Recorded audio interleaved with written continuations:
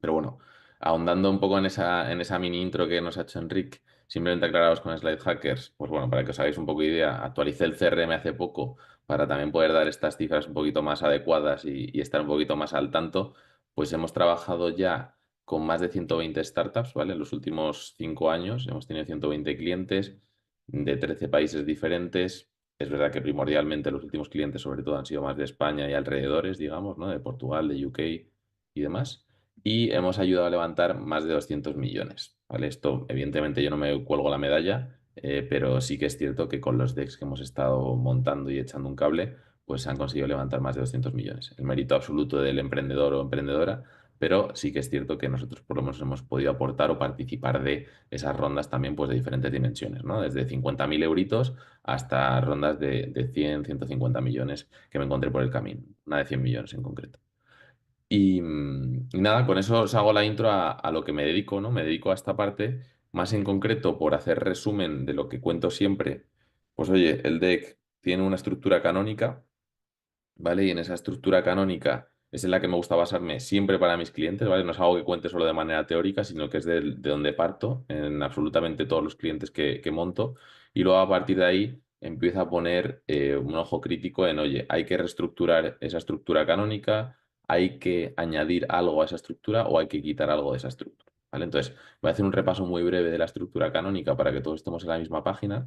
Y a partir de ahí, si os parece, a través de varios ejemplos de clientes que he tenido en el pasado, os voy a ir lidiando un poco, pues, problemas principales que suelo encontrarme, retos fundamentales a la hora de contar las historias y luego algunos tips que voy introduciendo en las diferentes slides, en las diferentes secciones que vamos tratando dentro del deck. Entonces, como es evidente, arrancamos siempre por la portada, eso yo creo que no hay duda. Portada simple, al pie, como veis aquí. Oye, metemos el logo para que quede patente siempre la marca, metemos un one-liner para dejar claro a qué nos dedicamos desde una primera instancia y luego pues podemos añadir a modo educación quién lo presenta y cuándo es la última fecha de actualización del deck. Cuando ya hemos hablado de la portada, me gusta ahora desgranarlo en forma de cebolla, ¿vale? Hablo del deck cebolla y entonces dentro del deck cebolla me meto en la primera capa. Una primera capa que consiste en contar un buen problema, más que un buen problema en positivo, un gran problema, ¿no? Un problema que afecte a personas, que estas personas lo sientan y puedan en algún momento llegar a pagar por ello. Para empatizar más con el problema, dar algo de contexto, pues con el por qué ahora, con el momentum, en definitiva, entender bien los timings y el por qué está sucediendo esto ahora o por qué tiene más sentido resolverlo hoy que antes o que mañana. Y en esta misma línea añadimos tres bloques que van en conjunción, que serían los que hablan de la solución, ¿vale? De la solución que normalmente lo desgranamos en producto, en el cómo funciona este producto y la propuesta de valor. Estas tres secciones que funcionan como una y todo esto en conjunto, tanto problema junto a una buena solución acompañado de contexto, es lo que nos da la primera capa de la cebolla, ¿vale? Que sería una buena idea. Entonces, hasta aquí describimos una buena idea. Una vez que tenemos la buena idea en mente, nos adentramos en la siguiente capa donde hablamos ya del modelo de negocio, es decir, cómo monetizamos, cómo generamos valor y cuál es la relación entre los stakeholders de nuestro flujo de negocio. A partir de aquí, entender qué mercado hay disponible para poderle aplicar este modelo de negocio, es decir, quién puede pagar por esto en este formato y aportando este valor que hemos comentado. Y por último, la parte de quién más se reparte este mercado que hemos descrito. Con esto pasamos de la capa de la buena idea a una capa de poder comunicar y contar un buen negocio, ¿vale? Entonces hemos pasado de idea a negocio. Y una vez que ya tenemos un buen negocio, podemos hablar de la atracción, de lo que hemos conseguido hasta ahora, meternos en la hoja de ruta, es decir, lo que nos espera por delante y cuáles son los planes que tenemos para abarcar este mercado, poder seguir vendiendo y seguir creciendo. Evidentemente, el equipo para hacer todo esto posible y sobre todo cuando estamos dedicados a la parte de inversores, el call to action, ¿no? Es decir, lo que se llama también el what's in it for you, pues normalmente directamente las necesidades de financiación y lo que se espera de la persona que tenemos delante. De este modo, pasando de la idea al negocio, ahora pasamos del negocio a la compañía, ¿vale? Pasamos a convertir todo este proyecto en una buena compañía. Evidentemente, rematamos con una buena contraportada para cerrar este sándwich de negocio y tendríamos lo que es un deck canónico, ¿vale? Aquí esta estructura que vemos delante sería literal lo que a mí me gusta normalmente de delimitar en una primera instancia para, digamos, tocar todos los puntos fundamentales, ¿vale? Entonces aquí, a partir de ahora, lo que voy a ponerme es en modo crítico, digamos, decir, oye, ¿cómo podemos reordenar? y a través de ejemplos ver por qué tiene más sentido poder reestructurar y hacer diferentes storylines, diferentes líneas narrativas según el proyecto que estemos contando, por el momentum, por el tipo de equipo que tengamos, por el tipo de problema que resolvemos o a veces por el mercado al que nos enfrentamos.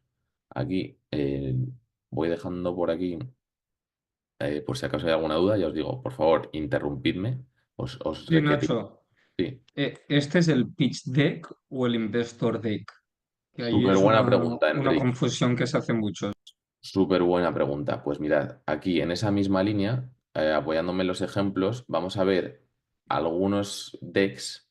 En la mayoría de sus casos son versátiles, ¿vale? Intentamos trabajar normalmente sobre una base versátil, que vamos a ver ahora, os voy a ir guiando aquí con algunos ejemplos de nuevo que se me ha quedado pillado aquí el preview. Vale. Y vais a ver cómo algunos tienen un carácter más de pitch deck y otros tienen más de investor deck, donde diferenciamos por la propia definición del mismo, ¿vale? O sea, normalmente es cierto que el emprendedor suele trabajar con decks versátiles, que les llamo, ¿vale? Que son decks ambivalentes, entonces puede servir como pitch deck o como investor deck, entendiendo que el pitch deck es el que se destina a acompañarte en la reunión, ¿vale? Es decir, tú estás hablando por encima de tu deck, entonces nunca debería solaparse contigo y debería contar menos de lo que contamos. Y por otra parte estaría el Investor Deck, que es el que nos sustituye cuando no estamos, ¿vale? Entonces el que nos sustituye cuando no estamos va a ser más verboso, va a tener más explicación y de este modo vamos a tender normalmente a explicar mucho más de lo que hablaríamos simplemente, ¿vale? Para que sea una lectura profunda y nos sirva incluso como de primer data room, digamos, de cara al inversor, ¿no? Entonces normalmente el flujo que podemos hacer con un inversor es, oye, te envío un pequeño pitch deck, ¿no? Un breve pitch deck por email, por ejemplo, previo a la reunión, a una primera reunión. En esa primera reunión me acerco con un pitch deck de manera un poco más sintetizada y a posteriori te puedo mandar un investor deck con algo más verbosidad, incluso ampliando en detalles y ampliando en estructura, ¿vale? Ahí, por ejemplo, si nos volvemos a esta estructura canónica, pues como veis, por ejemplo, nos faltaría ahondar en el go-to-market. ¿Por qué? Porque parcialmente lo vamos a hablar en la hoja de ruta, pero sí que en un investor deck podríamos meter una slide dedicada única y exclusivamente al go-to-market. O, por ejemplo, en competidores hablamos mucho a nivel mercado-producto, pero sería interesante entender a lo mejor el landscape del M&A activity que se llama, ¿no? Que es, oye, ¿cuántas compraventas ha habido en este sector? ¿Está fluyendo el dinero? ¿Hay posibles compradores? Entonces también podríamos meter información de esta índole. Del mismo modo que en el mercado, ¿no? Aquí tendimos mucho al TAM Samsung, pero también podemos hacer otro tipo de análisis de mercado donde hablamos un poco de nuestro ideal customer profile, donde podemos meter otras cifras como de crecimiento, cuáles son las tendencias de este mercado en concreto que estamos abordando.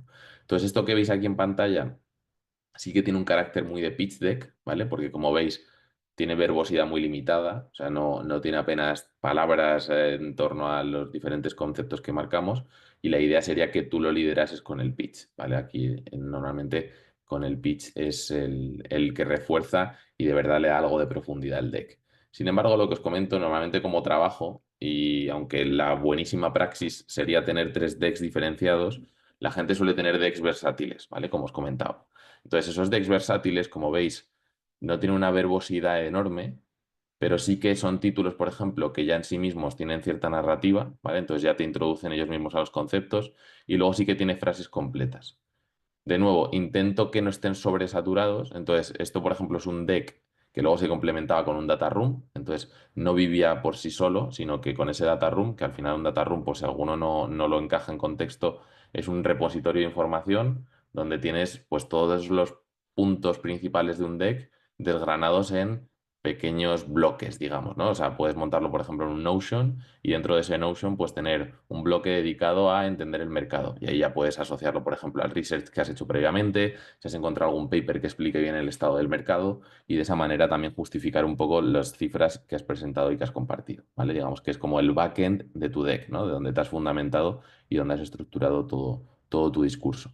Entonces, lo que os comentaba, este, por ejemplo, convive con un data room, entonces no necesariamente es tan exhaustivo como sería un investor deck al uso, sino que como veis, pues mira, si nos vamos al roadmap, yo creo que se ve claramente, ¿no? No tiene una verbosidad alta, pero sí que, bueno, tiene algo más de densidad y digamos que es orientado para una reunión ya primera, pero con nivel de detalle profundo.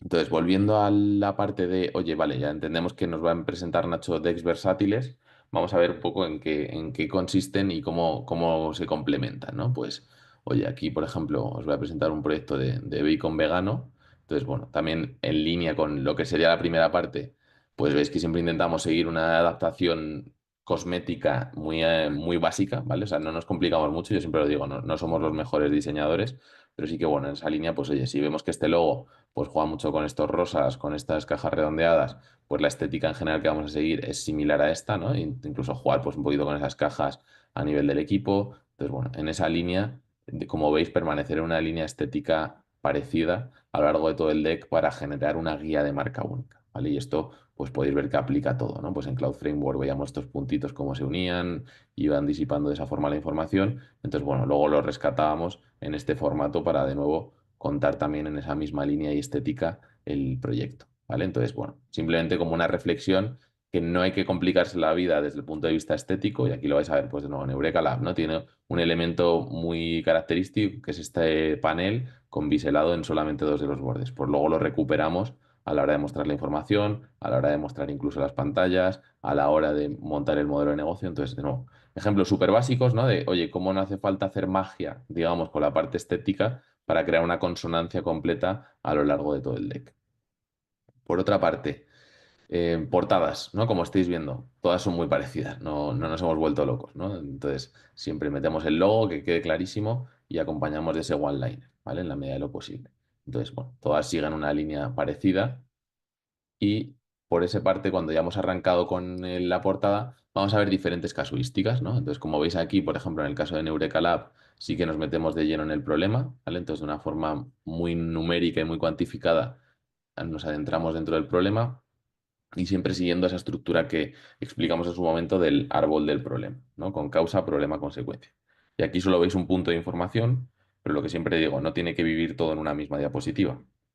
Entonces, en este caso, para añadir algo de narrativa, hacemos una pequeña intro al problema con esta parte de explicar la causa primordial, ¿vale? Donde va a residir todo el problema, y luego aquí añadimos y complementamos esa causa primordial, ¿no? Es decir, oye, el problema principal que resuelve en Eureka es que 8 de cada 10 no son acompañados correctamente de los alumnos con dificultades de aprendizaje, y aquí explicamos que, oye, va mucho en línea con el sistema de la educación primaria y hay una serie de consecuencias asociadas a este problema de no acompañarlos correctamente, ¿no? Entonces, oye, pues fracaso escolar, menor autoestima. Entonces, aquí sí que vemos esa estructura de causa, problema, consecuencia. Sin embargo, nos hemos permitido añadir una slide auxiliar donde introducimos claramente esa cuantificación y esa explicación del porqué del problema, de dónde viene y dónde existe. Nos vamos a otro, por ejemplo, más complejo, ¿no? Y yo creo que este se entiende muy bien porque es un problema, digamos, muy aterrizable, muy empatizable, ¿no? Desde el lado del público, decir, oye, vale, niños con problemas de aprendizaje, estadísticas asociadas y demás. Pero, por ejemplo, nos adentramos en el mundo de Trace, ¿no? Donde hacían temas de AI governance muy orientados a cómo distribuir el tema de la compliance dentro de la inteligencia artificial, ¿no? Es mucho de la regulación de la IA. Entonces, evidentemente, para entender bien ese causa-problema-consecuencia al que se enfrentan, ¿no? Que va muy orientado también a las multas y a todo el riesgo que puede ir asociado a la complejidad de la regulación en inteligencia artificial, teníamos que explicar sí o sí el contexto, ¿no? Entonces, este es un claro ejemplo donde tenemos que cambiar un poco este orden de narrativa. ¿Por qué? Porque no podemos adentrarnos directamente en, oye, puede haber multas, puede haber un tema de riesgo reputacional, si no hemos entendido de dónde se generan esas multas, esa regulación asociada y ponemos en contexto al inversor, ¿vale? Siempre hablando de un inversor más generalista que no esté justo especializado en tu temática. ¿Vale? Entonces aquí nos permitíamos el lujo de añadir una slide adicional donde hablábamos clarísimamente del contexto de la regulación en torno a la inteligencia artificial en Europa y en otros continentes. Otro ejemplo que me gusta también presentar es este, por ejemplo, de Cloud Framework, donde, oye, el proyecto se entendía muy bien. Bueno, lo primero, que añadíamos una slide de resumen ejecutivo, donde se encontraba como del founder para poder compartir ciertos hitos, ciertas métricas y anticiparlas. Yo esto me parece una buena praxis normalmente de un investor deck, es decir, cuando vamos a mandar ya un investor deck posterior a la reunión, me gusta el que puedan en una única slide tener ese mini resumen para, digamos, contarlo en el foro interno del fondo de inversión, ¿no? Entonces, en esa línea, pues marcar las principales métricas y dar un high level definition, ¿no? De, oye, en qué consiste el negocio y a qué nos estamos enfrentando. Entonces, bueno, creo que es interesante esto a modo reflexivo, sobre todo para esa parte del investor deck, digamos, de post reunión. Evidentemente, esto no fluye muy bien si vamos a hacer una narrativa o vamos a pitchearlo, porque nos hace un spoiler de todo lo que viene por delante y nos quita algo de empaque para luego poder contarlo. Sin embargo, aquí algo que rescato es que el proyecto, como nace de la experiencia del founder, del CEO, ¿vale? De Adrián, pues nos fundamentábamos mucho antes de explicar siquiera el problema en la experiencia previa del fundador, ¿vale? ¿Por qué? Por entender toda su experiencia en la parte técnica, todo lo que ha trabajado en ambientes de cloud y todo lo que ha ido gestionando también en la parte de tecnología asociada con startups.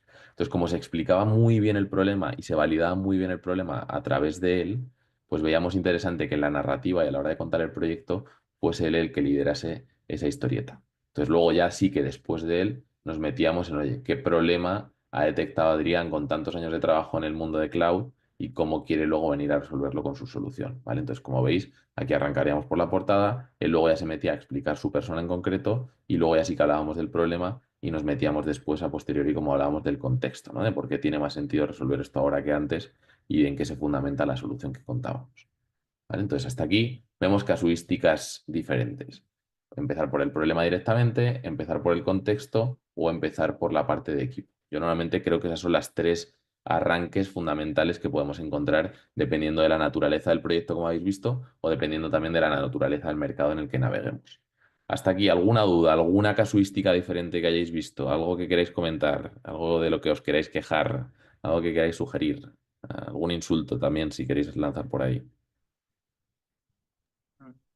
El tema de las Sí, fuentes, porque claro, poner cualquier dato sin poder indicar la fuente, ¿cómo mostrar la fuente en cada frase, en algún sitio específico? Mira, pues justo me quedo aquí atrapado en esta. Ahora, Máximo, he visto que por ahí tenías una dudilla, ahora lanzamos contigo, ¿vale? Es un tema peculiar, ¿no? En las fuentes, yo normalmente cuando vamos a hacer el pitch deck, es decir, cuando estamos en una reunión, no suelo abogar por lanzarlas muy directamente, ¿vale? Desde el punto de vista de, oye, ponerlas ahí por todos lados que nos saturen las slides. Como veis aquí en este deck más versátil, las pongo aquí debajo de cada uno de los bloques de información. Entonces, que no se pierda, para mí que no haya que hacer una conexión de ponerlas aquí abajo a la izquierda. Es verdad que a lo mejor al nivel estético pues entorpecen un poquito más, pero creo que a nivel práctico es mucho más fácil de asociar, oye, estoy leyendo esto, veo aquí la parte del environmental impact que tiene el bacon vegano, pues me apetece leer el Indicator Report Series y meterme aquí, ¿no? Entonces, siempre me gusta mantener mucha correlación entre dónde pongo la información y dónde puedo acceder a la fuente, ¿no? Aquí pues lo volvéis a ver, ¿no? Si pongo aquí el dato en concreto, pues hago referencia a esa fuente de información directamente debajo de esto. Entonces, bueno, es normalmente como lo suelo orientar aquí del mismo modo, ¿no? Veis como, oye, pues directamente justifico cualquiera de los datos que estoy marcando con cómo lo estoy consiguiendo o algún dato complementario que queramos añadir, ¿no? Entonces, creo que es fundamental el mantenerlo cerquita y no irnos demasiado lejos a la hora de lanzar los datos o agruparlos apiñados a la izquierda, porque a veces es muy difícil mapear qué datos se corresponden con cada una de las fuentes. Entonces, si lo mantenemos junto, creo que siempre es mucho más fácil a la hora de poder hacer research o poder hacer reto por el lado del inversor de dónde aparecen esas fuentes y poder justificarlo por su lado también. Máximo, cuéntanos, que creo que tenías alguna dudilla. Me ha parecido. sí, genial, Nacho. Un placer y gracias. La verdad es que tiene muy buena pinta todo lo que comentas. Y los deck reviews, también estaba en alguno, siempre aquí apuntando highlights. En referente a esta parte de intro, ¿vale? Específicamente en la parte de pitch deck, ¿qué opinión tienes acerca de empezar contando una historia o situando a tu usuario o perfil de cliente a modo presentación? Te comento, nosotros tenemos un marketplace omnicanal que ayuda a comercios locales y a marcas emergentes a llegar a más clientes. Entonces, claro, muchas veces me encuentro en situaciones en las que la audiencia no es ni mi usuario ni mi cliente, ¿no? Entonces, también estoy dándole vueltas a esa manera de empezar, ¿no? No solamente plantear el problema, pero para empatizar mucho más con la audiencia de, oye, tú sí que compras, eres un usuario, te vas a X, y comercios, todos conocemos comercios y les pasa esto. No sé cómo lo ves. Ujú. No, súper buena la pregunta. A nivel narrativa, yo creo que es importantísimo entender eso, ¿no? Lo que llamo también la parte de dramatización. Yo creo que en la parte de dramatización, mi recomendación personal, ¿vale? Y como lo suelo ver, hay que entender, justo cuando has hablado de audiencia, entender la audiencia, ¿vale? Porque normalmente cuando pensamos a veces en estos tipos de dramatizaciones, yo los asocio más a los demo days, ¿no? Que pueden ser foros públicos pues oye, como los que organiza Enric de vez en cuando, donde acude un público general, diverso, digamos un público más masivo, y ahí en ese tipo de casos sí que puede ser interesante el añadir esa parte de empatía, de dramatización, el meter una narrativa adicional. Yo ahí mi consejo normalmente es en la parte de gestión de tiempos que no nos esté robando demasiado protagonismo del resto de las secciones, ¿vale? Porque sí que es cierto que cuando metes una narrativa, ya solamente el meter en contexto a la gente, decir, oye, imagínate que eres un comerciante del barrio de La Latina que tiene una tienda que no sé qué, no sé cuántos. Ya solo eso es muchísimo más largo. O sea, a veces, por ejemplo, si tenemos 5 minutos para pichar en esos foros, se nos está yendo un minuto en poner el contexto de imagínate que eres esta persona. Entonces yo ahí ser muy cautos y aunque vayamos a meter dramatización, ir muy al grano, ¿no? Decir, oye, José, mercader del mercado de la Latina, fantástico, ¿qué le pasa a este hombre? Pues ibas directo, ¿no? Entonces, intentar no meter demasiada drama o a veces la gente añade muchas capas personales y para mí es demasiado. O sea, bueno, pues es mi tío que resulta que se rompió una pierna y no podía trabajar en el mercado y luego le dijeron tal. Entonces, yo siempre lo que os digo, ¿no? Ser bastante, no sobrios y también hay, cada uno tiene su estilo, ¿no? Yo creo que cada uno tendrá también su naturaleza propia de, oye, si soy un poco más drama, si me gusta un poquito más el teatro, pues me encontraré más cómodo en un tipo de pitch así. Pero sí que lo dejaría, diríamos, o compartimentado sobre todo para esos foros, ¿no? Para los Demo Days. Yo personalmente, en reunión con inversor, priorizaría, ¿vale? De cuando he tenido mi experiencia como inversor, el naturalizar bastante la conversación, ¿vale? Entonces, incluso hacer una pregunta, una alusión de, oye, no sé si ubicas bien, por ejemplo, a los pequeños mercados de este tipo de naturaleza, entonces te pongo en contexto. Y si te dice la otra persona, no, no, yo justo mi tío tal, no sé cuántos, pues no le vas a hacer una historieta porque empatiza de verdad. Entonces yo creo que ahí en una reunión one-to-one con inversor customizaría mucho el tipo de mensaje y no arrancaría por una historieta. O sea, yo veo un poco raro a veces hacer un pitch entrenado delante de un inversor en una primera reunión, ¿no? Intentaría, ya os digo, bajarlo a tierra, hacerlo mucho más one-to-one y adaptado a él. Entonces, no me prepararía nunca el deck en torno a esto, también es lo que os diría, ¿vale? O sea, no me metería muchísimas slides adicionales. Sí que, pues, por ejemplo, a veces lo que recomiendo. Esto es una cosa que le llamo la ansiedad de la primera diapositiva, ¿no? La ansiedad de la primera diapositiva es que muchas veces cuando vamos a hablar de ese dramatismo y queremos meter en contexto, no añadimos ninguna slide, ¿no? Entonces, pues yo qué sé, poneros en la parte de trace, ¿no? En vez de meter esta de contexto, saltaríamos luego directamente a las multas y entonces lo que hago es me quedo en esta primera diapositiva, te digo, imagínate que eres el director de tecnología de una gran corporación y resulta que te llegan y te llaman a la puerta de la Comisión Europea porque te han puesto una multa. Bueno, pues esto ya es una realidad porque han puesto regulación sobre la inteligencia artificial. ¿Vale? Entonces, está muy bien, pero yo sí que os diría que tengáis cuidado, sobre todo en foros públicos, de no quedaros en una explicación que no viene descrita en la primera diapositiva, permaneciendo en la primera diapositiva, porque va a parecer que no habéis avanzado, que no lo tenéis preparado. Entonces, lo que os diría es siempre, siempre, siempre, cuando arranquéis la presentación, aunque vayáis a hacer una historieta, que no le vais a dedicar una diapositiva, que metáis por lo menos una diapositiva en blanco. O sea, yo lo que os diría es que metáis una diapositiva en blanco o pongáis simplemente, yo qué sé, algo tan absurdo como poner story time, ¿no? Y ponéis story time en la pantalla en chiquitito y queda claro que estáis hablando y vais a contar vosotros eso y luego ya puedes, por ejemplo, dar pie a, vale, pues esta es una realidad que hay en muchas corporaciones porque ahora hay multas asociadas a esta parte de la regulación de la inteligencia artificial, bla, bla, bla, bla, bla. ¿No? Entonces, sí que os diría que fueseis muy consecuentes con eso a la hora de montar el deck y luego a la hora de entender mucho el foro, como te comentaba Máximo, ¿no? Yo creo que la audiencia es fundamental leerla y siempre huyendo de meter mucho dramatismo en una reunión con un inversor porque puede quedar un poco raro el flujo. Brutal. Gracias, buenos puntos. Genial. Tengo otra duda en torno al deck, pero en la parte del Vale. modelo de negocio. No sé si quieres seguir cubriendo. Lánzala y así la rescatamos, incluso saltamos ahí, tampoco hace falta que sigamos una línea esta. Vale, vale. Entonces, en torno al modelo de negocio, o sea, nosotros ahora recientemente hemos empezado a monetizar y hemos salido, pues, de una manera bastante lean para demostrar, pues, eso, el willingness to pay. Entonces, hemos lanzado con un modelo SaaS, modo suscripción, con 3 tiers de precio, pero el modelo a corto o medio plazo, a final de año, va a pasar a ser híbrido. Es decir, vamos también a cobrar una comisión a aquellos comercios que también están haciendo un mejor performance de la plataforma y probablemente le rebajemos el flat fee, ¿no? Entonces esto, como si dijésemos, está en mi cabeza, ahora mismo simplemente es una suscripción, entonces está ahí mi duda de si, como al final, cuando presento o envío esto, ya más pensando en el investor dev, pues se quieren ver también proyecciones, ¿no? Un poco el plan, ¿no? A nivel de producto, pero también de cómo escala, ¿no? El modelo de negocio y cómo esto se hace exponencial, pues si lo incluyo o no, cómo lo incluyo, sabiendo que Vale. ahora lo que se está monetizando es simplemente la suscripción, pero la comisión ya viene. ¿Sabes? Vale, fenomenal. No, gracias. Súper válida esa pregunta y muy interesante ese tema a abordar. Yo por esa parte siempre intento mostrar visión, ¿vale? Justo en todos los ejemplos que tengo aquí delante les pasa parecido, ¿no? Es decir, no tienen en el modelo de negocio actual activadas todas las patas que se esperan activar a corto o medio plazo, ¿no? Entonces, evidentemente el modelo de negocio evoluciona. Diría que es una de las cosas más volátiles que va a tener una startup en el origen, sobre todo si hablamos ya de monetización en concreto, de pricing y demás, pero incluso a nivel revenue streams, tipos de formas de generar dinero, podemos encontrar mucha diversidad. Entonces, ¿yo qué recomiendo? Pues mira, aquí por ejemplo, ¿no? Podemos ver uno muy claro. Aquí se ve la estrategia que tienen en Eureka Lab, que plantean un land and expand. Entonces, de forma directa, aclaramos el cómo ellos, por ampliar edades, por ampliar áreas, en su caso, ¿no? De tratar diferentes alumnos, pues son capaces de ampliar el ticket y ampliarán el precio del producto. Entonces, bueno, aquí vemos una evolución del mismo modelo, ¿no? Donde pasas de una suscripción de 1.500 euros a 7.500 justificada, ¿no? Entonces hacen un poco esa estrategia de land and expand, ¿no? De crecer con su cliente.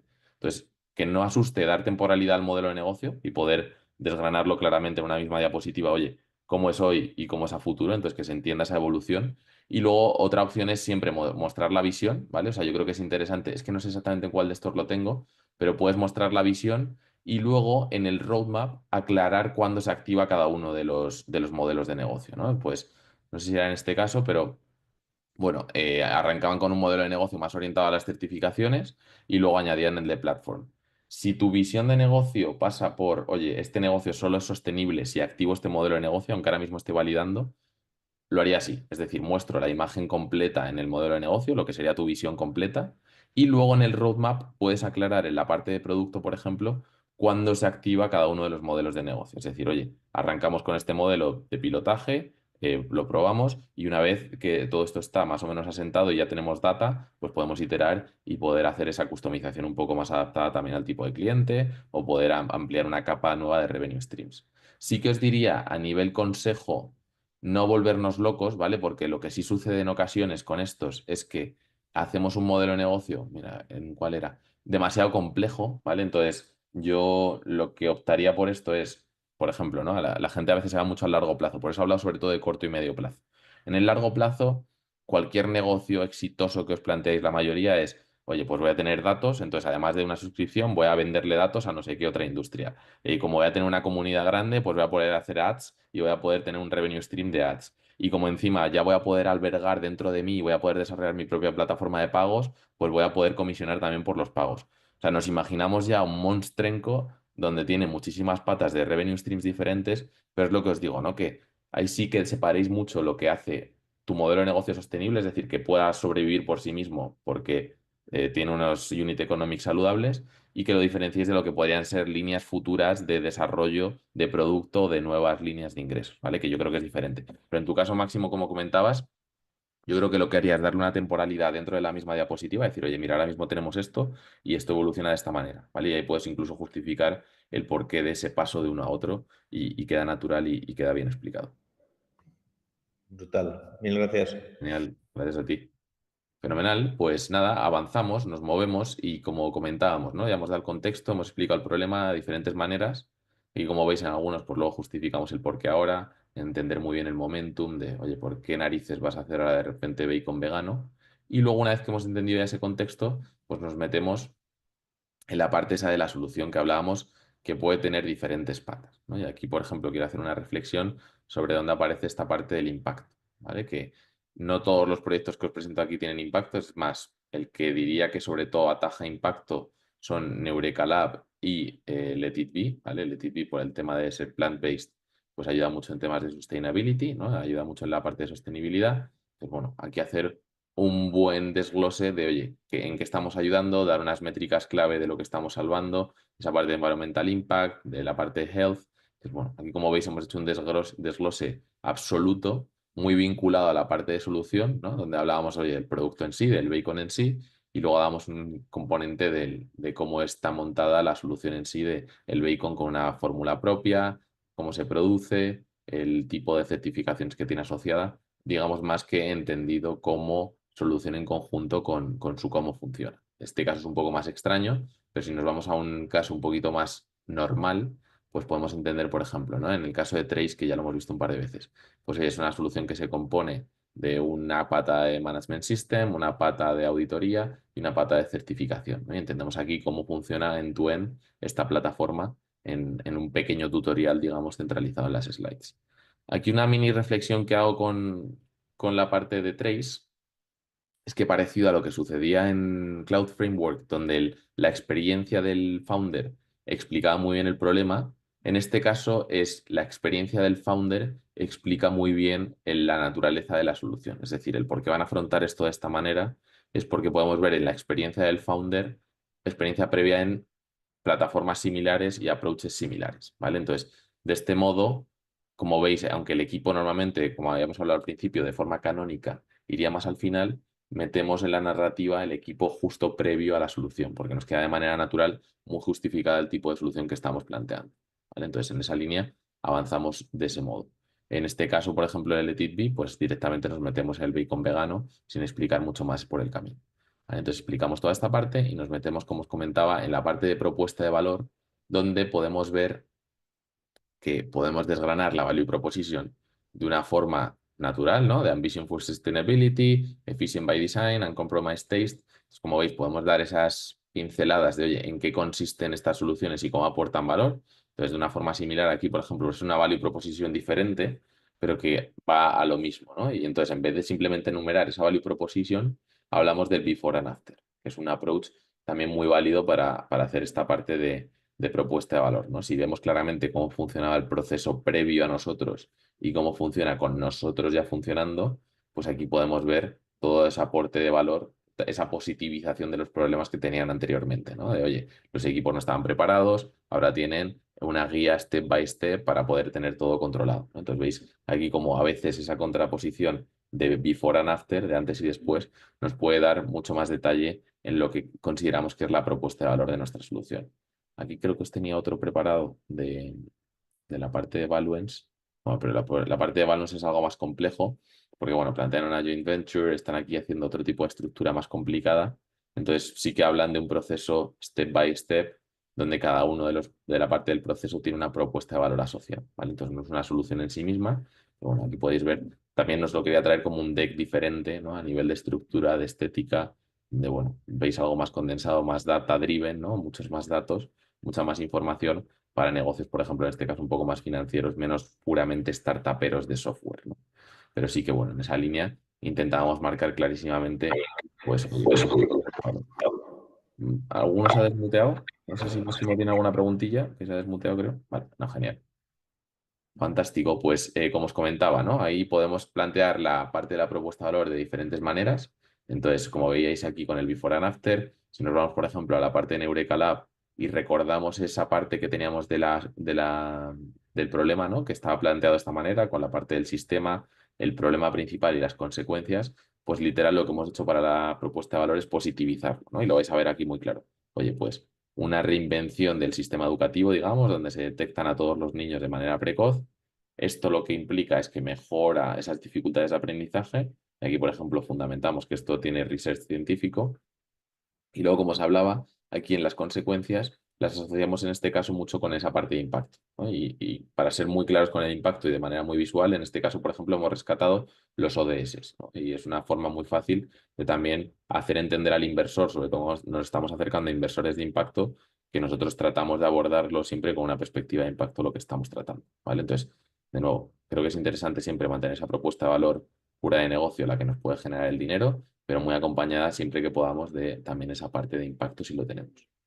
Por último, lo dejo por aquí, una propuesta de valor también muy asociada y muy mapeada con esa parte de la problemática. Entonces, como veis aquí, integración, simplicidad, escalabilidad y multidisciplinariedad, que va muy asociada con esto que hablamos de fragmentación, complejidad, rigidez y especialización. Entonces, como veis de nuevo, mi mapeo es muy fácil con la propuesta de valor, me voy al problema, lo positivizo y en la medida de lo posible, pues lo cuantifico como puede ser este el caso, ¿no? Reduciendo el 50% los costes.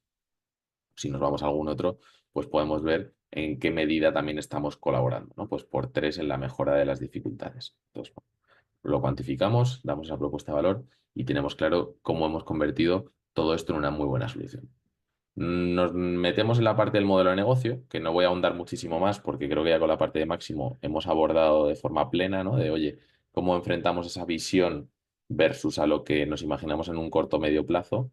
Entonces, importante sí que para alinear esas líneas de revenue, ¿no? Y cómo nos lo planteamos a nivel de modelo de monetización, siempre, siempre, siempre, por favor, ciñámonos a números, ¿vale? Entonces, hablemos de números y no simplemente de modelos. Hay gente que no es que es muy pronto para saber si son 1500 o 1200. ¿Tu hipótesis más fundamentada son 1200? Pues 1200. ¿Vale? Entonces siempre intentad mojaros en las cifras y nunca dejéis una slide de modelo de negocio sin mojaros con el pricing. Aquí, como veis, hablamos de un ticket que normalmente va a ser un ticket medio, ¿vale? Entonces, intentemos jugar también con este concepto de los unit economics. Esta slide no es una slide de tus precios en la web, ¿vale? O sea, no tienes que coger una captura de cómo tienes puestos los precios en la web y volcarla en tu deck. ¿Por qué? Porque el inversor no es tu cliente, no le estás intentando vender y porque esa parte de tu web va a tener mucho marketing asociado. ¿A qué me refiero? Pues que en esa parte vas a hablar mucho de, en vez de poner 1500, seguramente pondrás 1499,99. Pondrás además todas las funcionalidades al nivel de detalle máximo que le vas a aportar a tu cliente y al inversor lo que le interesa es entender las diferencias, por ejemplo, ¿no? Aquí entender de, oye, ¿por qué sube el ticket medio? Pues porque amplío edades y amplío áreas. No me hace falta un nivel de detalle fundamentado, no me hace falta volverme loco ni entender un nivel de detalle mucho mayor. Entonces, fundamental que esta slide no sea la conversión directa de tu web en cuanto al pricing que estás estipulando, sino que vaya mucho más a ese ticket medio que te imaginas. ¿Por qué? Porque lo podemos enfrentar a las unit economics en esa misma instancia.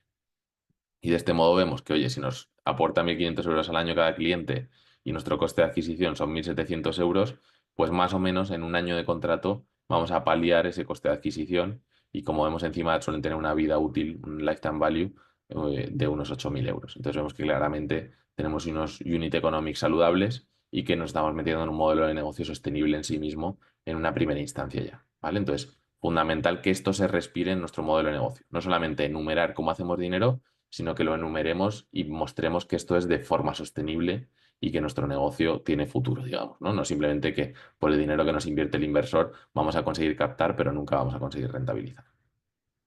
Avanzamos. Y para completar esa parte de pasar de una buena idea a un buen negocio, hablamos del mercado, ¿vale? Y como veis el mercado, aquí, bueno, me pongo un poco más creativo a lo mejor con la parte de Cloud Framework porque no queríamos abordarlo con un prisma tan Samsung, ¿vale? De tamaño de mercado. Entonces, en esa parte de Cloud Framework, por ejemplo, nos pusimos un poco más creativos, pero rescato por aquí, si lo encuentro. Vale, aquí el market size y vais a ver que todos se parecen, ¿no? Y hablamos de ese estándar de TAM Samsung que entiendo que todos os habéis pegado y os habéis enfrentado a ello.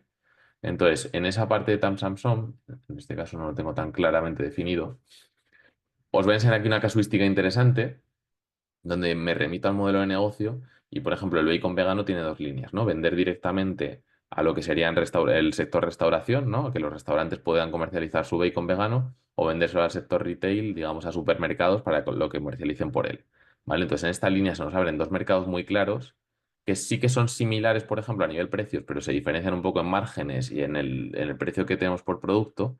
Y por lo tanto yo establezco una dualidad de mercado, ¿no? Donde voy a calcular un tamaño de mercado potencial en food service y otro mercado potencial en retail, ¿no? Entonces, no siempre tiene que ser una única burbuja lo que delimite nuestro tamaño de mercado, sino que si tenemos una dualidad tan clara en nuestros revenue streams, podemos ver el tamaño de mercado por ambas vías, ¿no? Y ver cómo van a crecer ambos y poder hablar en conjunción de cuál es el tamaño de mercado total de ambas partes. Entonces, en esa misma línea, luego, ¿cómo segmentamos? Pues como vais a ver aquí, ¿no? Arrancamos con un TAM lo más genérico posible. Mira, aquí en línea con lo que hablábamos antes, las fuentes las dejo siempre cerquita del dato que estoy compartiendo. Y aquí en este caso, pues yo delimitaba tanto en food service como retail el mercado europeo de bacon, ¿vale? Entonces lo veíamos que estaban unos 40 billion euros en el año anterior.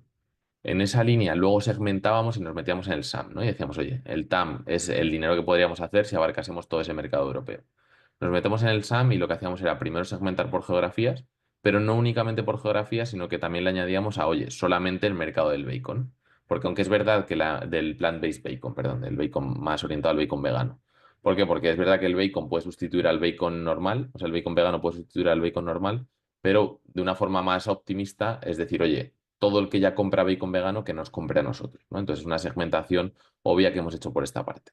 Y os enseño diferentes ejemplos para que entendáis cómo plantear a veces este TAM, ¿no? Pues en el caso de el Neureka Lab, pues hablamos de todos los centros educativos de Europa a todos los niveles, infantil, primaria y secundaria, y luego nos centrábamos solo en España y no solo eso, sino que también hacíamos una segmentación clara de educación primaria. ¿Vale? Entonces, veis cómo el paso de TAM a SAM no es solamente en, digamos, realismo de geografía, ¿vale? Decir, oye, no voy a poder abarcar Europa, me voy a España, sino que luego también hacemos una segmentación lógica de nuestro mercado óptimo a nivel segmento tipo, ¿no? Pues en este caso, el tipo de centro educativo, en el caso de Let It Be, el tipo de comprador de bacon, ¿no? No el bacon general, sino el bacon vegano, que nos aplica más a nuestro caso concreto, siendo más realistas con cómo queremos afrontar ese mercado. Y ya por último, nos metíamos en el SOM, ¿no? Donde hablábamos de nuestro market share en 2027. Entonces, normalmente aquí lo hablaba justo el otro día con un par de inversores.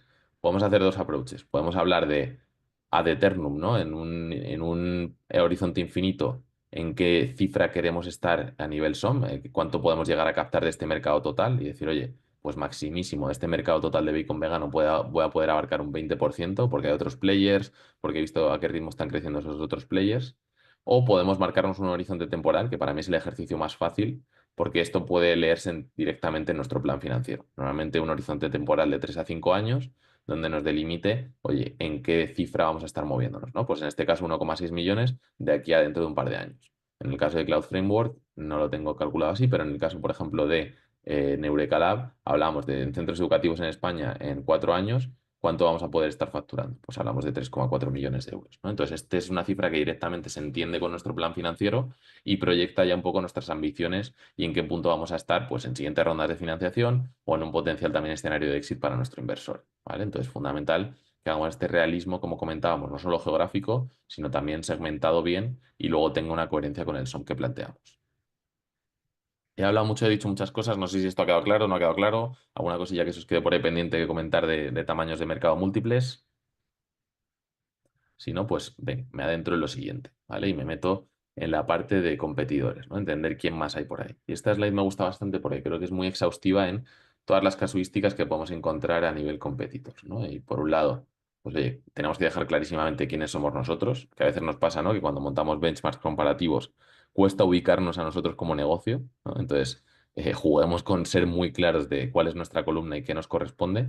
Aquí por un tema de lectura, y os invito sobre todo a que lo probéis, intentar que las columnas sean columnas una por cada compañía y las filas una por cada característica a comparar, ¿vale? Se lee mucho mejor que si fuese a la inversa. O sea, si hacemos filas con las compañías, la comparativa se hace mucho más torpe y más difícil de leer, ¿vale? Pues normalmente nuestra lectura de izquierda a derecha es más natural.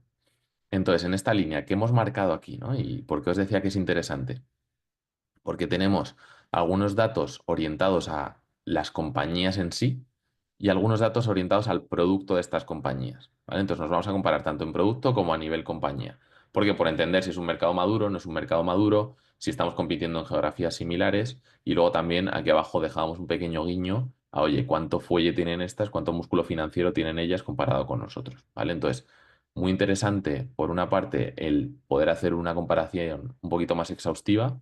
Pues diría que esto normalmente orientado a lo mejor a un investor deck o una lectura un poquito más calmada de nuestro deck. Esto sería demasiada información para compartir, por ejemplo, en un demo day. Pero bueno, creo que esto es un ejercicio muy válido para de nuevo ver todo en una misma imagen y poder comparar, pues como veis aquí, ¿no? Desde geografías en las que operan o en las que se han originado, el año en el que se han originado para entender cómo está el momentum, si llegamos a lo mejor un poquito tarde, que podría ser la lectura que hacemos aquí, o que a lo mejor llegamos en el momento óptimo, que puede ser otra defensa que tenemos, ¿no? De, oye, ellos han llegado pronto, se han quedado un poco atascados y ahora mismo la cultura del plant-based está mucho más adentrada que en el 2017 o en el 2019. Hablamos de pricing y como veis aquí, no nos mojamos del todo, no hablamos de cuantías concretas, pero sí que hablamos de cómo nos posicionamos, ¿no? Si estamos low cost, si estamos mid cost, si estamos high cost. Y luego en esa línea hablamos también, por ejemplo, de un posicionamiento muy fuerte que queríamos tener en cuanto a los channels, ¿no? Los canales. Pues aquí hablábamos de restauración y retail, pues algunos solo los orienta a retail, algunos solo a restauración. Entonces, hablar también clarísimamente de ese go-to-market. Entonces, como veis, una más orientada a producto, pricing, una más orientada a go-to-market y una más orientada, por ejemplo, también de nuevo al producto, ¿no? De, oye, certificaciones que queremos obtener o de las que disponemos o no disponemos. Y una parte interesante que también quería recalcar aquí es esta parte del funding, ¿no? Interesante el de entender cómo de activo está este mercado. Como antes os comentaba, esto a veces puede ir en una slide separada donde hablemos en general del M&A activity, es decir, de cómo se está moviendo este mercado a nivel financiación, a nivel adquisiciones y quién está invirtiendo a quién. Y entonces de esta manera pues vemos, oye, hace 3 años que no les invierten, hace 4 años, hace 2 años. Entonces podemos intuir cuánto fuelle les queda, podemos intuir cómo de hot está el mercado, aquí ha habido una adquisición, entonces entender también esa parte y hacemos una reflexión conjunta de, oye, hay un buen M&A potencial de que incluso alguno de estos grandes players nos pueda llegar a comprar cuando son, por ejemplo, indirect competitors, ¿no? Que es algo que aclaramos también en una primera instancia de, oye, estos compiten directamente en el bacon vegano, estos están simplemente basados en la parte de plant-based food, ¿no? Entonces, bueno, podemos no solamente centrarnos en direct, también en indirect, y que el mensaje que demos es que tenemos algo de money potencial a través de estos players.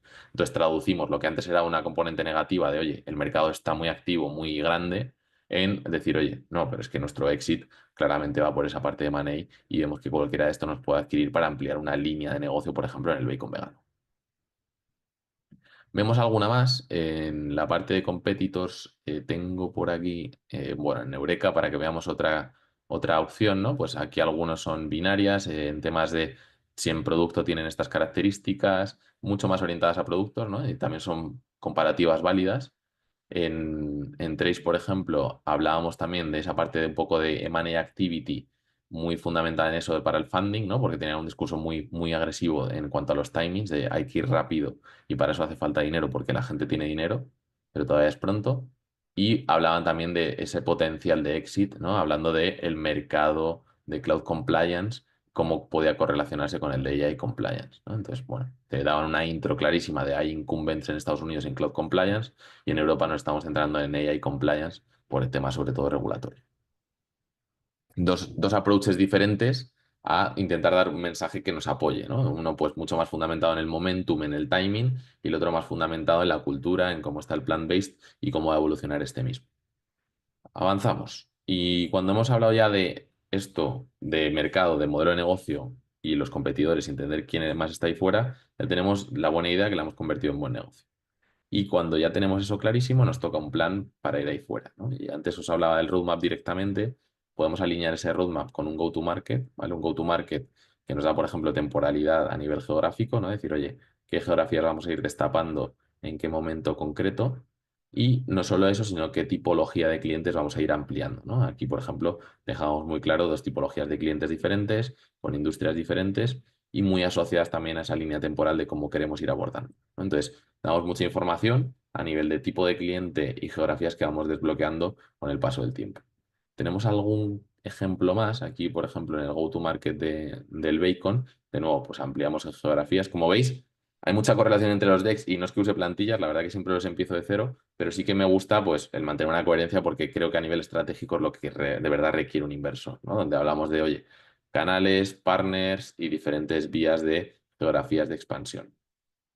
Entonces, en esa misma línea, si nos vamos, por ejemplo, en Eureka, pues no hablábamos tan concreto de un go-to-market específico, sino que es dentro del roadmap donde ampliábamos una línea concreta de mercado donde se pueden ver los diferentes approaches que tienen, ¿no? Pues aquí metemos marketing, aquí metemos un CMO y de este modo ves cómo van activando esa parte del go-to-market asociado mucho al equipo. En esa misma línea, pues aquí como veis, ¿no? Pues el go-to-market de Cloud Framework, pues lo hablábamos también con los convenios, los nuevos partners, pero no dedicábamos una slide exclusiva al go-to-market, ¿vale? Entonces, para mí hay dos tipos de historias, donde hay que dedicar sí o sí un espacio al go-to-market, y es porque tengamos algo único y diferenciador, ¿vale? Algo que no sea evidente. Entonces, bueno, pues en este caso hay que construir, por ejemplo, brand awareness, ¿no? Esto no es algo que siempre sucede porque muchas veces ya es un mercado conocido, es un mercado existente, pero en el caso, por ejemplo, del plant-based bacon, pues no todo el mundo conoce que existe el bacon vegano, no es una cosa de andar por casa y van a tener que hacer un esfuerzo grande en esta parte.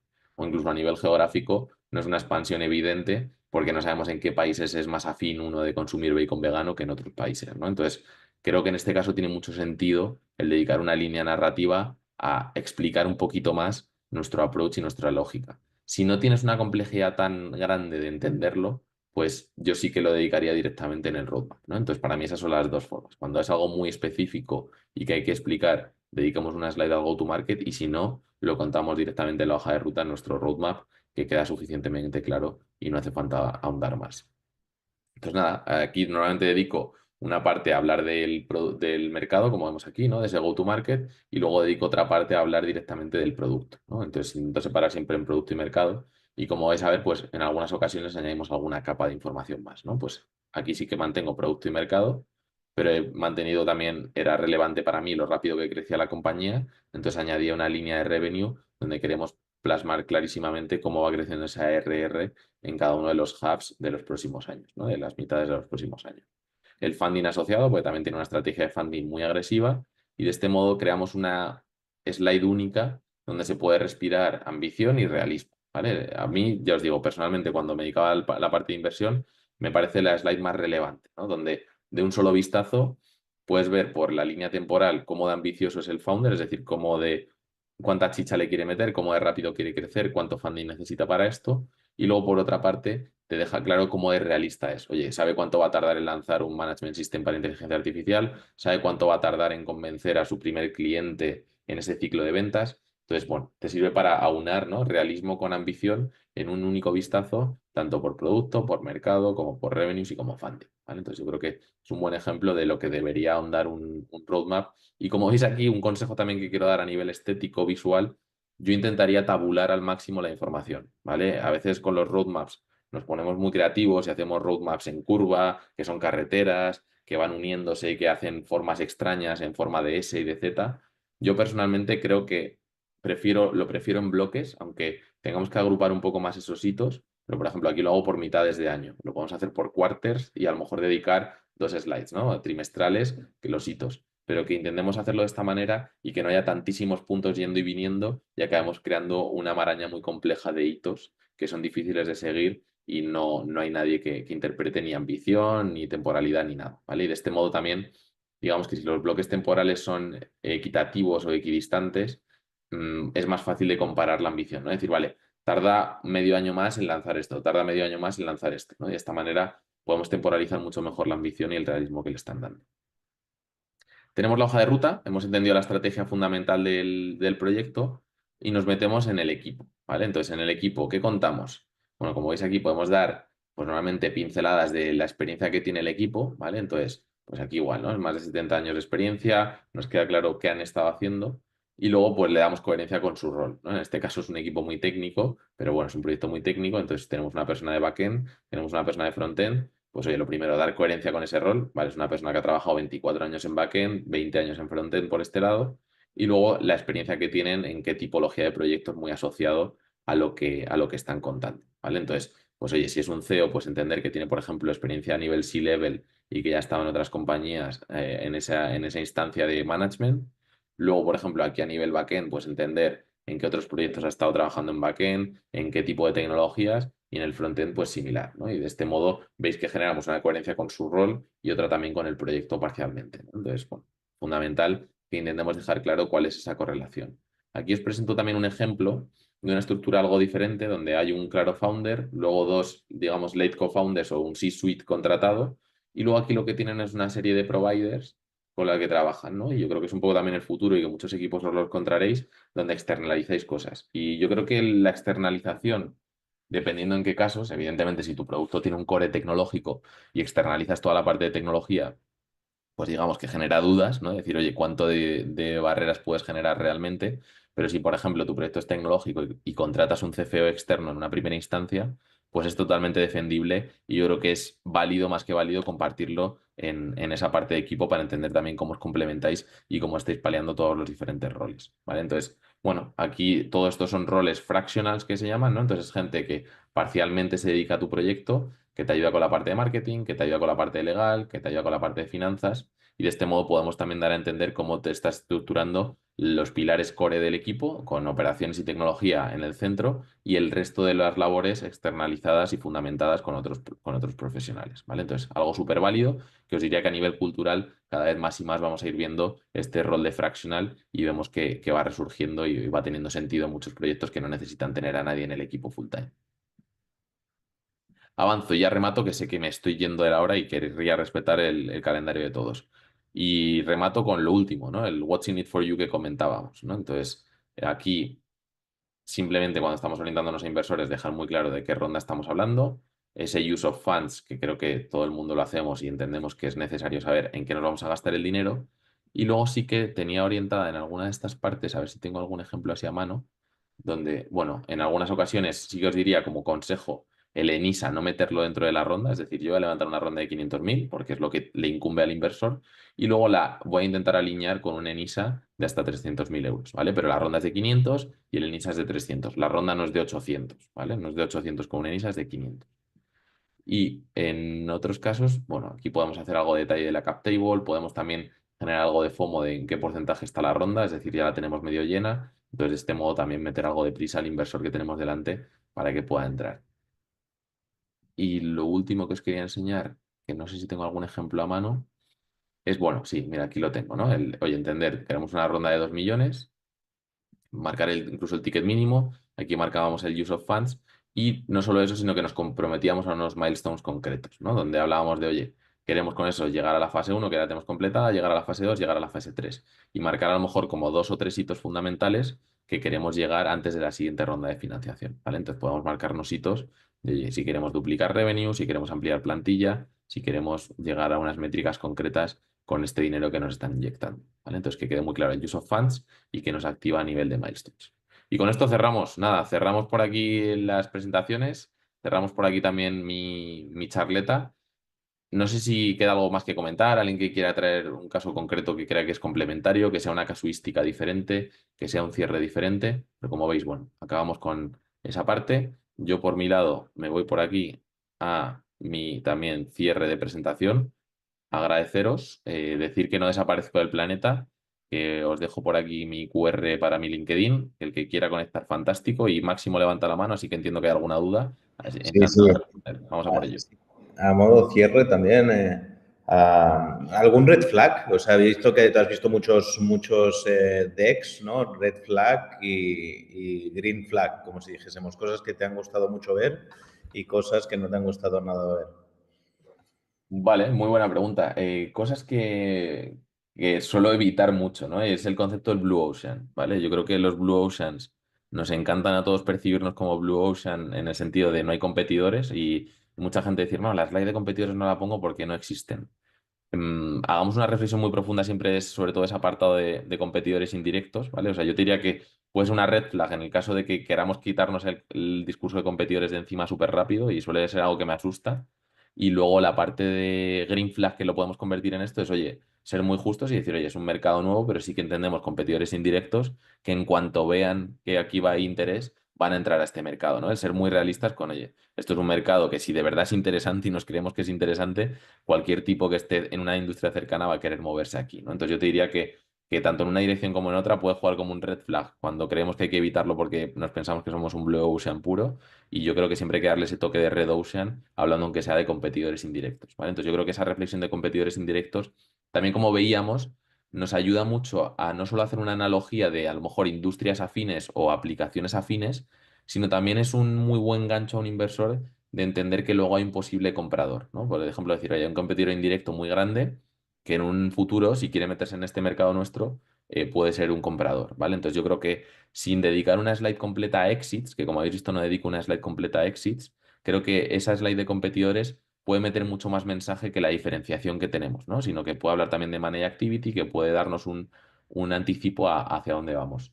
Más allá de eso, green flags o red flags que me haya encontrado. Te diría que muy asociado a la parte de modelo de negocio, de no ser claro, ¿sabes? De decir, oye, tengo todas estas líneas de revenue y no sé cuál es la fundamental. Entonces, algo que sí que me gusta cuando tenemos modelos de negocio un poco complejos es marcar muy bien los revenue streams, incluso hacer un business case, ¿vale? Aquí justo no tengo a mano ningún ejemplo, pero en algunos clientes que he tenido, os lo voy abriendo si no así de fondo mientras os lo voy explicando, pero es interesante el marcar el business case para entender cómo se traduce esto en esas unit economics que comentábamos, ¿no? Entonces, si nos vamos, mira, lo tengo por aquí además en un ejemplo que he hecho recientemente con un cliente. Si nos vamos aquí a Hermeneus, sí, creo que lo tengo por aquí. No está finalizado este deck, pero bueno, creo que nos puede dar una pincelada de a lo que me refiero, ¿no? Entonces, tienen un modelo de negocio que, por ejemplo, se fundamenta en ir a través de partners, ¿no? Y tiene una suscripción, que tanto, que el strategic partner se queda cosas por el medio. Entonces, sin embargo, luego para entender la cadena de valor, es decir, cómo gana dinero el strategic partner, cómo ganamos nosotros dinero, se centra mucho en hacer un business case, ¿no? Entonces explicamos un ejemplo de un cliente ya existente con una tipología de proyecto, con un budget asociado, y aquí hacemos el desglose, ¿no? De, oye, ¿cuánto dinero nos llevaríamos nosotros? ¿Cuáles serían un poco esas unit economics asociadas? ¿Y cuánto se llevaría nuestro partner? ¿No? Entonces, esto yo creo que es una buena praxis, sobre todo en modelos de negocio, que a veces tenemos un partner entre medias, que hacemos una venta a través de B2B2C. Entonces, es importante, o para mí dice mucho, el explicar este business case para aclarar un poco más esos fundamentals. Algo más de green flags, red flags. El market size puede jugar bastante en nuestra contra, ¿vale? El market size creo que es un arma de doble filo que a veces subestimamos o en muchos casos hasta ignoramos, y es la realidad que hay muchos inversores que se la pela o que no entienden muy bien qué es un TAM Samsung, pero yo os diría que tengáis cuidado y que lo cuidéis bastante, ¿vale? Desde el punto de vista de, oye, está muy bien y a veces nos esforzamos por llenarlo de billions, aquello, y que salgan hasta trillions en la diapositiva, pero los trillions nos dicen poco y los billions nos dicen muy poquito más, ¿vale? Entonces, tener muy claro qué significa TAM Samsung, tener muy claro qué significan nuestras cifras, y a mí me da mucha paz un TAM Samsung bien calculado y bien justificado, ¿vale? O sea, cuanto más realismo tenga, aunque se queden cifras más pequeñas, más tímidas a priori, si están bien justificadas y me hace sobre todo entender, o sea, yo siempre digo que es un ejercicio casi de cálculo mental para el fundador, ¿no? Para entender qué tal le va la cabeza y qué tal maneja sus cifras de mercado. Es decir, oye, pues mira, aquí hemos visto que hay 300.000 personas, si le cobramos tanto, nos da tanto, ¿no? Entonces, yo es una slide a la que suelo volver siempre mucho con los fundadores para practicar y ver si entienden bien la lógica de cómo han calculado su TAM Samsung y que tengan un ownership total sobre este, ¿vale? Porque aquí un red flag clarísimo es que te preguntes sobre tu TAM Samsung y no sepamos muy bien decir de dónde salen los cálculos y simplemente hablemos de, es un estudio de McKinsey que nos han traído a la mesa y he visto que se mueve esta cifra. No, no, en qué se fundamenta y de dónde sale esta parte. Voy a rescatar aquí en esa misma línea, nos cuenta Guille, los slides de roadmap y competidores se envían en el primer deck o ya en el segundo. Buena pregunta, yo creo que es una pincelada de que tanto roadmap como competidors salga en una primera iteración, o sea, que salga un primer pitch. Yo creo que es importante, aunque sea a nivel contextual, es decir, de no meternos en un nivel de detalle profundo, y sí que es cierto que suelen ser dos secciones donde nos van a pedir información extra, ¿vale? Tanto hoja de ruta como competidores. Entonces, yo en competidores suelo montar siempre un Excel aparte, ¿vale? Con los clientes que trabajo, les invito a preparar un Excel aparte, donde ese benchmark simplificado tenga ya una capa de información adicional y tenga más nivel de detalle, y luego una hoja de ruta, sobre todo en la parte de producto, ¿vale? Cuando estéis tratando con startups o tenéis startups entre manos un poquito más tecnológicas, muy fundamentadas en producto y desarrollo del mismo, normalmente yo prepararía un mini deck de 3 4 slides donde hablamos de precisamente ese roadmap de producto y podemos ahondar un poco más en detalles. Porque lo natural en un inversor será, oye, en una primera reunión hablar en general, en una segunda reunión lo más probable adentrarnos en la parte del plan financiero y entender un poco más esas proyecciones que planteas. Una tercera reunión orientada a mercado y competidores, donde haréis más foco en ese Excel. Y una cuarta reunión posiblemente ya más en demo de producto y en el roadmap del producto que tenemos entre manos. Entonces yo como complementario a esas terceras, cuartas reuniones, sí que tendría algo más de información preparada para eso, pero ya lo metería en una primera instancia de Guille para por lo menos dar una pincelada y de nuevo soltar el anzuelo para que se generen dudas y se genere interés.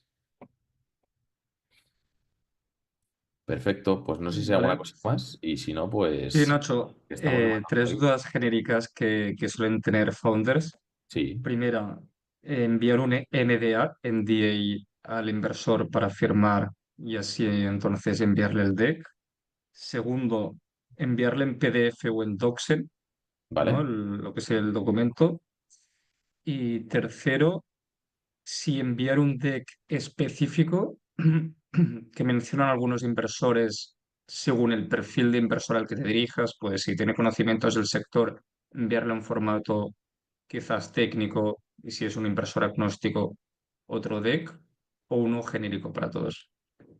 Vale, genial. Pues venga, vamos a abordar la primera, la parte del NDA. Yo, como norma general y para creo que el 99% de los que estéis aquí, diría que casi terminantemente prohibido el mandar un NDA, ¿vale? Y es un tema, hay muchos artículos, podéis leer interesantes también de reflexiones de inversores, por un tema operativo, digamos, de, oye, no puedo estar firmando NDA si estoy viendo 1.500 oportunidades al año para todas las oportunidades firmar un NDA. Entonces, es por un tema casi de carga operativa. Por otra parte, el inversor nunca tiene foco en hacer ideas y no va a tener que ejecutar tu proyecto. y luego que no le puedes generar conflictos, ¿vale? Son inversores que van a ver ideas muy parecidas durante esos 1.500 proyectos que ven al año y no se pueden mojar en que luego tú le puedas venir a denunciar porque se parece la idea que has visto que han invertido a la tuya. Pues porque evidentemente va a haber proyectos similares y como hablábamos, los Blue Oceans son complicados. No solo esto, sino que a nivel mensaje, yo ya diría como ya un tema más cultural o de sociopercepción, el hecho de que te quieras blindar tanto en lo que cuentas habla de que confías poco en la capacidad de ejecución, ¿vale? Y en el 99% de los casos, de nuevo, las ideas valen poquísimo, como hemos visto, ¿no? Una buena idea sin esa capa de buen negocio y buena compañía no va a ningún lado, ¿vale? Nos quedaríamos en la primera capa del deck que hemos visto. Entonces, la idea no vale mucho, lo que vale es esa capa de negocio y esa capa de compañía que le añadimos sobre todo con el equipo y la capacidad de ejecución, ¿vale? Entonces, intentaría no dar esas señales raras. Sí que es cierto, y yo lo he hecho, sobre todo trabajando en inversiones más deep tech, que cuando hay temas patentables, cuando hay temas que se han protegido o están bajo secreto, pues es súper válido que lo afrontemos de esta manera, pero os diría que nunca, nunca, nunca en una primera reunión. O sea, todo lo que vamos a contar en una primera reunión debería estar fuera del NDA. A mí me ha pasado, por ejemplo, que luego en una segunda, tercera o cuarta reunión, cuando hemos hablado, por ejemplo, precisamente de ese zoom en el producto, si es un producto claramente tecnológico, muy avanzado, con componentes de IP, ¿no? De proteger propiedad intelectual, pues sí que podemos llegar a plantear un NDA muy segmentado, digamos, oye, un NDA aplicado a lo que te voy a contar sobre la patente en esta reunión. Y me parece súper interesante el poder plantearlo de esta manera. Y aquí al revés, tiene una connotación positiva de, oye, tienen algo diferenciador, algo protegible y algo que les posiciona con una ventaja competitiva, ¿vale? Entonces, eso para mí sería el único caso de que tiene sentido un NDA, un producto súper tecnológico con algo patentable. Avanzamos a la segunda pregunta que me comentabas, Enrique, que era el hecho de el hacer decks ad hoc, ¿no? El hacer un deck ad hoc. Bueno, la segunda Bueno, era enviar en PDF o a el través de PDF un versus DocSend. Doxen. PDF o Doxen. Súper buena esta. Yo personalmente soy bastante fan de Doxen. Es verdad que Doxen, bueno, luego te pone mucha parafernalia de em, cuánto tiempo ha pasado cada inversor en cada diapositiva, información de este tipo que puede ser morbosilla para vosotros. La realidad es que es poco fiable porque muchas veces el inversor se lo deja en pantalla y no está viendo lo que quieres ver, no sabe muy bien cómo ha navegado. Entonces, no diría tanto por esa parte del aporte de valor por ahí, pero más incluso por la parte de poder actualizarlo, ¿vale? Hablábamos de que, oye, un deck tiene que estar en evolución constante, sobre todo si estamos en ronda. Yo diría que es obligatorio revisarlo al menos una vez al mes, a nivel cifras, a nivel información, a nivel datos que compartimos. Entonces, es bueno que esté vivo, ¿no? Incluso a mí a nivel inversor, me gusta que si me han mandado un link de DocSend, ese link haya actualizado la presentación y vea iteraciones sobre la misma. Evidentemente, espero que el emprendedor me avise, no encontrarme de repente una nueva versión y que yo pierda información o pueda ver cosas diferentes, pero creo que el DocSend es beneficiario en el 99% de los casos de nuevo, ¿no? O sea que yo tiraría más hacia eso, porque al final Doxen, para que no lo ubiques, es una plataforma donde subes tu PDF y se comparte como un link vivo, ¿no? O sea, tú compartes el link y la persona tiene acceso a un visualizador de PDFs, ¿vale? Y ve el PDF en online y de esa manera puede acceder a él. Es cierto que no lo caparía demasiado, ¿vale? Porque luego puede escapar que no lo puedan descargar, que no puedan jugar con él. Yo intentaría facilitar un poco la vida en esta parte. ¿Por qué? Porque luego tienen sus CRMs donde tienen que tener siempre los archivos asociados y lo tienen que tener en un formato específico. Entonces no pongáis trabas, que no sea un modo de defensa para que nadie tenga vuestro deck en PDF, pero sí que a modo de herramienta en vuestra ventaja de siempre hacer misma referencia al mismo link, podáis tener ese link ad eternum donde vais actualizando las nuevas versiones del deck. A mí me suele parecer buena praxis y ya os digo, creo que puede tener también algún beneficio para vosotros a la hora de poder jugar con ello de fondo. Y la última, la de los decks ad hoc para un tipo de inversor u otro, yo creo que ahí en esa línea fasearía mucho la ronda de inversión, ¿vale? Sobre todo, me genera un poco de disonancia a nivel estratégico que vayas a ir a por ambos tipos, ¿vale? Entonces, creo que vas a tener un faseo de tu ronda donde a lo mejor quieres que un inversor industrial sea el que lidere la ronda, entonces primero vas a abordar al líder de la ronda y luego ya buscarás followers, por ejemplo, ¿no? Entonces, oye, quieres que alguien muy específico de tu industria lidere la ronda y luego ya irán los followers que pueden ser más generalistas, más agnósticos, como comentaba Enrique. Entonces, en esa línea, haría un deck algo más secuencial, pero no lo haría tan, tan, tan diferenciado, ¿no? Ahora justo estoy trabajando con un proyecto de aseguradoras que evidentemente le gustaría que le invirtiese un industrial y lo único que hacemos es modularlo, ¿no? Yo lo hago modulable y hemos añadido dos slides que añaden contexto para que todo el mundo empiece en la misma página. Evidentemente, esos slides de contexto, cuando estamos abordando al inversor industrial, las evitamos en todo momento, pero el resto del deck es exactamente igual, ¿vale? Entonces, las slides de contexto tienen que ser capaces de nivelar a los inversores, tanto sean técnicos como no técnicos. En el resto, creo que va a ir más con el proceso. O sea, el deck no va a tener que respirar tanto tecnicismo, creo que lo orientaría más al data room, a esa segunda o tercera reunión orientada a competidores o orientada a roadmap de producto o el demo en concreto, pero en un deck intentaría mantenerme lo más universal posible. Y ya os digo, en el caso de que sea, es casi a la inversa, ¿no? Siempre lo hago universal y en el caso de que esté con alguien muy técnico que vaya a entenderlo a la primera, evito dar mucho contexto en esas slides iniciales que hablábamos de poner en contexto a la audiencia. Y última pregunta, ¿el One Pager sirve de algo? Que lo elaboran muchos emprendedores. ¿El one pager sirve de algo? Pues sirve para cuando te lo piden en concreto. Sí que es cierto que a nivel inversores, sobre todo para que entendáis lo que está sucediendo por el otro lado, ¿no? El inversor está preparando lo que se llama el Investment Memorandum, ¿vale? Y el inversor, cuando hablo de inversor, normalmente es un analista o un asociado de fondos, que son los perfiles junior que van a ser vuestros aliados dentro del fondo y los que van a defender vuestra oportunidad de inversión. Entonces ellos lo que van a hacer con el Investment Memorandum es rehacer vuestro deck. O sea, literal, si veis un poco las secciones de un investment memo al uso, es coger todas vuestras secciones del deck, ponerlas en duda y hacer ellos el research por encima para garantizar que todos los datos son fiables y luego hacer un juicio crítico y una conclusión de cada una de las secciones. Entonces, como esto está sucediendo, esa parte del data room y demás les va a ayudar mucho a tener carnaza en la que investigar y que vosotros podáis liderar un poquito el camino que ellos sigan. Y en esa misma línea, normalmente el Investment Memorandum suele ir liderado por un one pager, ¿vale? Entonces, nunca para presentarlo, nunca para contar en una primera instancia, pero siempre tendría preparado un one pager en ese primer data room que compartimos, en una segunda o tercera reunión, decir, oye, te comparto también el one pager por si te sale, te sirve útil dentro de tu fondo para moverlo, ¿no? Entonces yo creo que es más una herramienta que les puede anticipar a ellos información sintetizada para compartirlo internamente dentro del fondo, más que para ti de contar historias o que sea tu puerta de entrada. Yo intentaría que tanto escaparate, ¿no? En ese primer email mandes mejor un deck simplificado con one pager, porque va a ser un poco más exhaustivo y cuenta un poquito mejor una historia, y que el one pager solo sirva de resumen, digamos como anclaje para ellos compartirlo más internamente o incluso si quieren hablarlo con algún inversor ad hoc y demás, ¿vale? Entonces, yo es un poco como concibo normalmente el one pager. Evidentemente, es un elemento que yo creo que hay que tener siempre listo, porque incluso luego en concursos, competiciones, foros diferentes, te lo piden muchas veces como carta de presentación para conocer el proyecto, pero ya os digo, no lo utilizaría tanto en la herramienta básica de conocer a un inversor y de hacer la intro a inversores. Todo claro, la verdad. Súper buen feedback, una sesión muy completa. Se agradece muchísimo y qué suerte que la hayamos grabado y la podamos compartir de nuevo muchas veces en diferentes sitios. Y de nuevo, gracias Nacho por haber venido en esta sesión y haber compartido todos estos tips. Despídete de la forma que quieras, dando algún consejo final, algún mensaje que quieras transmitir, que vemos que la inversión está reduciéndose, ¿no? Últimamente en el mercado aquí en España y algo de confianza que quieras compartir con todos. Yo empoderaros a todos, decir que me dedico a esto desde hace 10 años porque me motiva a trabajar con gente como vosotros. Yo, aunque tenga un poquito carácter de emprendedor, me considero solamente ayudante de emprendedores. Entonces, nada, por ese lado, chapó, gracias por compartir este ratito. Como os comento, no desaparezco del mapa. Darle la importancia que tiene a esta parte de la comunicación efectiva en ronda, que puede salvaros muchos dolores de cabeza y sobre todo en una primera instancia creo que es fundamental.